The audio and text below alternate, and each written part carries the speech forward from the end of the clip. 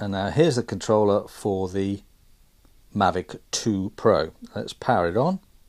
Short press and long press. Okay, let's power the drone on. Short and long press. You watch that go through its pre-flight routine.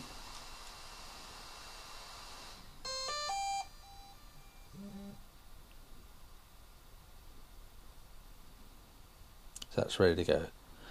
Came up very quickly. The controller looks very similar to the Mavic Pro. The buttons are all in the same place. You can see on the back. There's function button C1 and C2 underneath, and there's an extra button on the side which is the to connect to the sports mode or to something called tripod mode. There's the controller. Power the engines on. And you can see a lot more powerful than the previous drones. Now just kill the motors, and that's the Mavic 2 Pro.